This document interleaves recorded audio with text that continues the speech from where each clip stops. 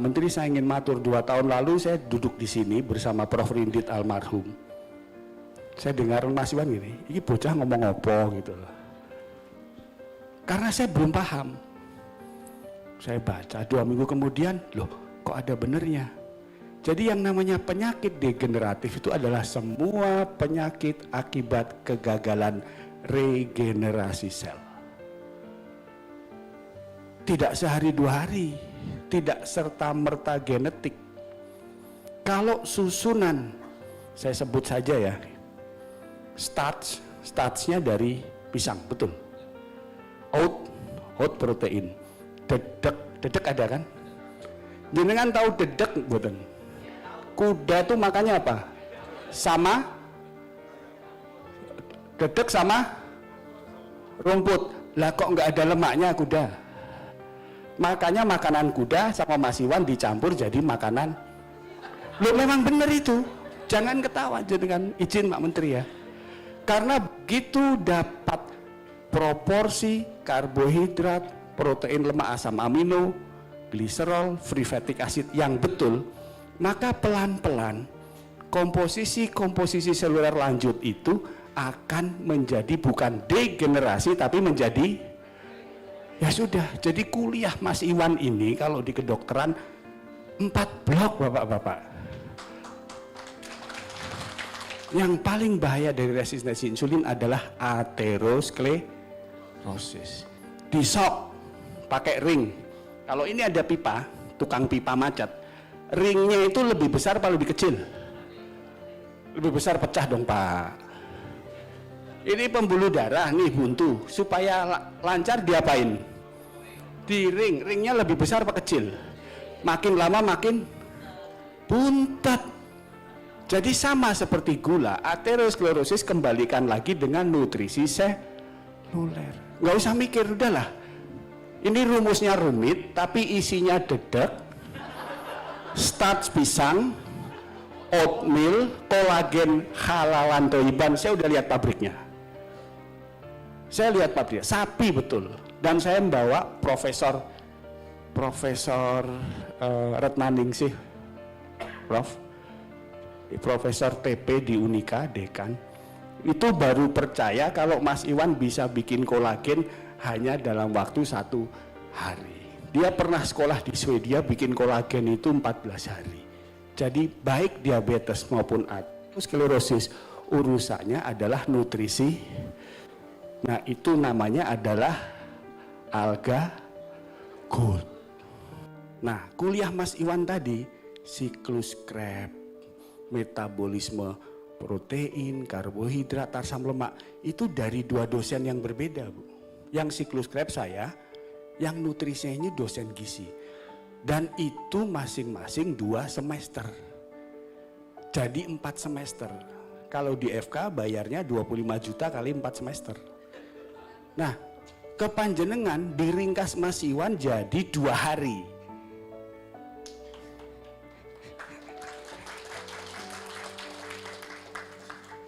Jadi memang terlalu pintar Mas Iwan ini. Makanya kita, kemudian saya sepulang dari sini supaya ada objektivitas, saya baca. 2 bulan kemudian saya putuskan untuk menulis disertasi tentang anti kanker menggunakan alga tea. Jadi kesimpulan dari yang saya sampaikan bahwa alga tea itu memang bisa menekan proliferasi, bisa mendorong apoptosis atau bunuh diri sel dan mengganggu sinyal kanker. Itu benar adanya dan akademis. Saya sengaja pakai jas dokter bukan untuk gaya-gayaan. Untuk menyatakan ini ada dokter, pendidikannya sedang sekolah S3, menyatakan sesuatu yang akademis tentang satu temuan yang namanya alga tea. Tetapi dari yang saya temukan, selain menghentikan proses proliferasi atau perkembangan, yang kita heran, fungsi hatinya juga membaik. Kita periksa, loh SGOT-nya kok turun, SGOT turun, yaitu karena dengan nutrisi yang betul sejak awal, kerja hati untuk memproduksi asam empedu. Asam empedu itu untuk mecah lemak. Sel itu nggak butuh lipid, Bu. Sel itu butuhnya asam lemak dan gliserol. Nah, supaya jadi asam lemak gliserol butuh asam empedu. Kalau empedunya produksi terus, capek, SGOT, SGPT akan naik. Simple. Nah, daripada kita pusing mikir kuliahnya Mas Iwan tadi, ini sudah saya bilang, setidaknya untuk kanker proven, hard proof, keras buktinya. Secara teknikal saya sudah selesai riset, tinggal menyelesaikan jurnal-jurnal, dan itu untuk membuktikan apakah hipotesis Pak Iwan itu betul secara akademis. Kanker kolorektal baik di laki-laki dan perempuan itu kanker nomor 3 di dunia. Kanker usus dan rektum. Nomor 2 di laki-laki itu prostat, nomor 1-nya paru. Di perempuan nomor 1-nya payudara, nomor 2-nya serviks seperti ibu saya. Tetapi kolorektal ini menduduki kematian kedua di dunia. Kenapa jadi masalah? Nah, ini boleh panjenengan kutip termasuk jurnal-jurnal dan profesor-profesor di belakangnya. Terapi standar yang ada saat ini di dunia tidak meningkatkan harapan hidup. Kalau Anda didiagnosis kanker kolorektal stadium 3 maupun 4, Anda bisa hidup 5 tahun lebih sehari, itu artinya dinilai pengobatannya berhasil. Besok mati sudah di luar kriteria. Nah, yang ketiga, ini adalah terapi utamanya 5-fluorourasil. Itu memang menekan pertumbuhan. Dikasih itu 2 bulan, nggak tumbuh dia. Dibiarin 2 tahun, tiba-tiba sudah stadium lanjut. Itu bukan saya yang bilang loh, ini para profesor semua. Jadi ini bukan omongan saya, tapi omongan para peneliti terdahulu.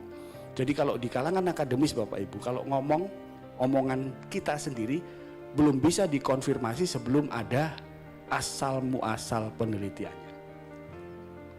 Nah, terakhir 2017 Profesor Zhu Biuliang dari Cina itu menyatakan hampir semua obat kemo itu resisten, seperti tadi insulin untuk diabetes.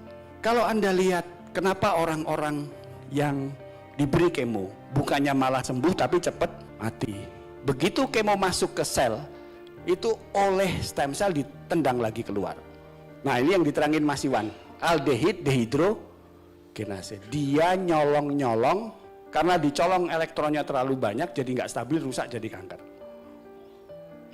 Yang ketiga, ada protein untuk melawan kematian sel secara alami. Jadi sel kita itu dalam kurun waktu tertentu mati, namanya apoptosis. Tapi kalau itu menyangkut kanker stem cell, mbok-mbokannya ya, sel punca atau tadi nanya stem cell, itu dia melawan bunuh diri sel, jadi sel-selnya nggak mati-mati. Yang keempat, diserang kemo, DNA memperbaiki diri, repair. Dan yang kelima, ada sinyal. Nah, itu sama juga Mas Iwan bilang, HP ada sinyalnya, ada manual sendiri. Sel kanker begitu juga. Insulin yang sudah resisten mau dikasih porsin babi, sudah haram, nggak sembuh pula. Dikasih sapi, orang sapi itu biasanya untuk bikin dendeng. Gimana untuk bikin insulin? Makanya begitu Mas Iwan menjelaskan ini 2 tahun lalu, saya baca. Kan perintahnya Iqra ya, suruh baca. 2 bulan nggak ketemu, baru bulan ketiga ketemu. Saya ketemu Profesor Riwanto, itu ketua perhimpunan bedah tumor, dengan Profesor Suharti, ketua KHOM, itu adalah tumor darah, leukemia, macam-macam. Kalau kamu berani teliti stem cell-nya, kamu nggak usah maju proposal. Maju saya. Dan baru bulan September kemarin, boleh saya rilis penelitiannya. Dengan adanya AT, kemonya tidak jadi ke luar. Nah, kalau ini berlaku di kolon, bisa juga berlaku di kanker payudara, bisa juga berlaku di kanker. Bukan saya yang bilang loh, yang bilang Prof. Ricci Fitiani. Jadi yang namanya AT itu, dia bisa menghambat sinyal ini. Kalau sinyal ini diganggu, dia nggak bisa proliferasi, nggak bisa tumbuh. Kalau dia ditekan insulin like, nah ini kanker loh. Tapi ada faktor protein yang namanya insulin like growth factor. Insulin like growth factor itu dihasilkan hati, dihasilkan makrofag tipe 2, dihasilkan juga oleh sel kanker. Jadi kalau insulin jenengan rendah, gulanya tinggi, itu untuk kanker jadi pupuk apa jadi racun? Jadi pupuk, Bapak Ibu. Jadi benar adanya, saya baru sadar 3 bulan setelah ketemu Mas Iwan, mengatasi resistensi insulin dengan nutrisi seluler yang benar sejak awal, itu tidak hanya mengatasi diabetes, tapi juga menghentikan pertumbuhan kanker. Jangan sudah lulus S2 ini.